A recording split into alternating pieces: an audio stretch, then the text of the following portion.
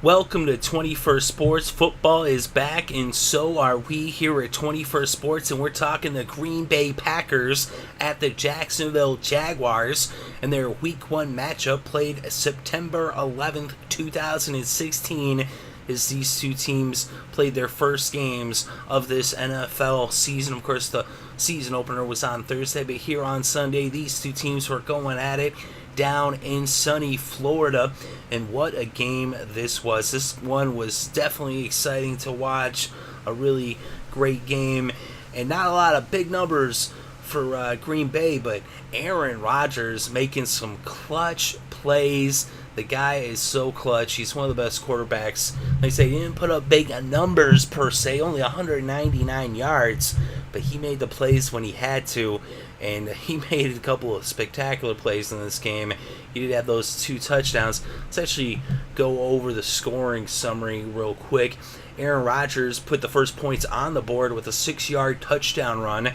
Then TJ Yeldon, a 5-yard touchdown run for Jacksonville, tied it up at 7 apiece, and that was the score after 1. Then in the second quarter, Jason Myers put the Jags ahead 10-7 with a 26-yard field goal. And the Packers came right back when Aaron Rodgers hit Jordy Nelson for a 6-yard touchdown that gave the Packers a 4-point lead at 14-10. But then Blake Bortles hit Julius Thomas for a 22-yard touchdown, and now Jacksonville was back in the lead by 3 with the score 17-14. And that was with just over a minute left before halftime. But wait a minute, here comes Aaron Rodgers with a spectacular play.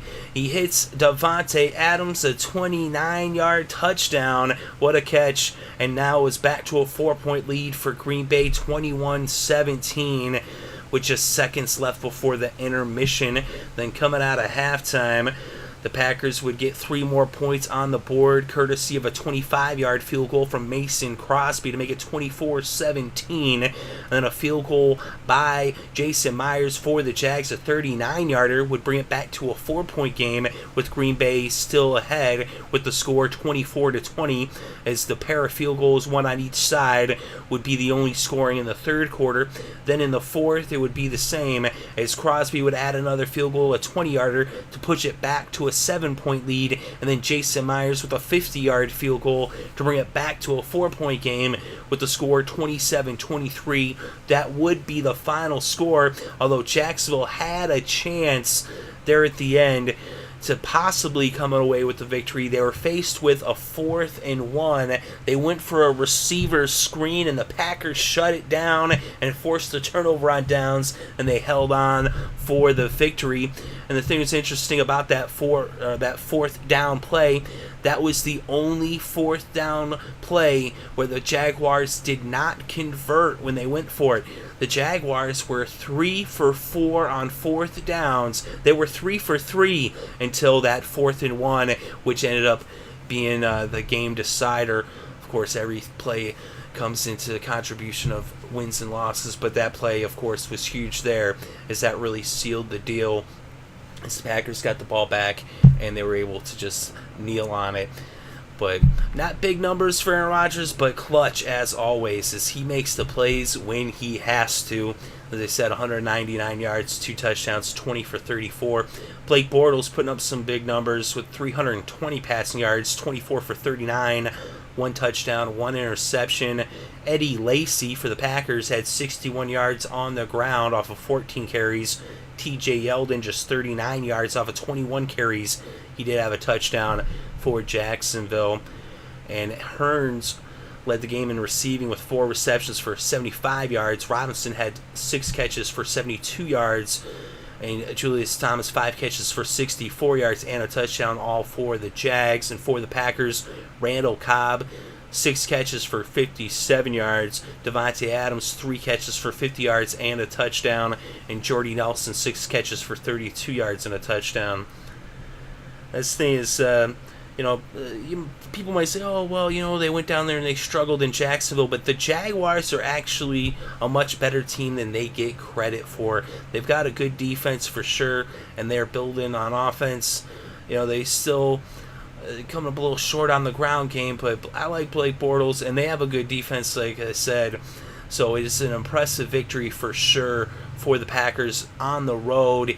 And like I said, you might not have seen big numbers out of Rodgers, but that's a really good defense that doesn't get enough credit down there in Jacksonville.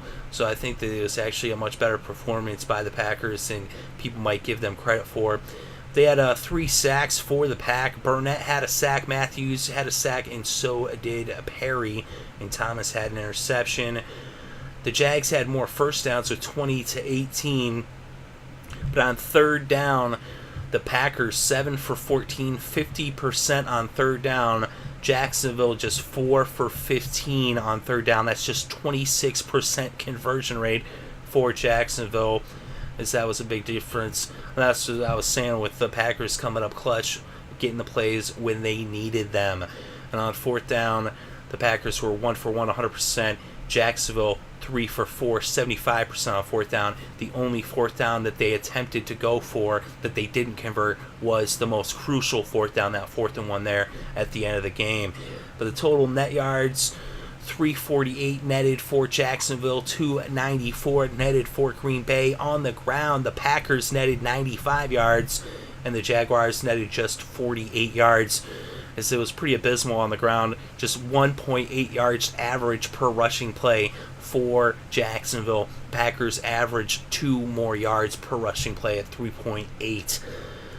It was more about the passing attack there for the Jags, as they had 300 net passing yards versus the 199 net passing yards for the Packers. Rodgers sacked once for a loss of 0 yards, whereas Blake Bortles was sacked 3 times for a loss of 20 yards total.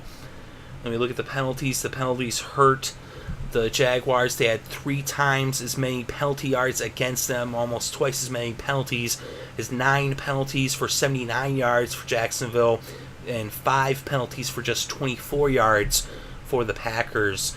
And then in the red zone, the Jaguars just 1 for 3, 33% efficiency, and the Packers 2 for 4, 50%. Although Jacksonville did win the battle of the time of possession, 31 minutes, 23 seconds versus 28 minutes and 37 seconds for the Packers. So it was a tight game, came down to the wire, down to the very end. Just a 4-point game, but definitely an exciting game, a fun game to watch. Like I said, Jacksonville, they're a better team than they get credit for. There's a lot of parity in this league, but of course the Green Bay Packers, they're one of the best. And Aaron Rodgers, he's one of the best to ever, line up behind center. So definitely a fun game. Let me know what you think in the comment section below. Let me know which plays and performances stuck out to you. Definitely interested to read your thoughts and opinions. Thank you very much for listening. It is greatly appreciated. I hope you're having a good day and having a great weekend and enjoying all the sports.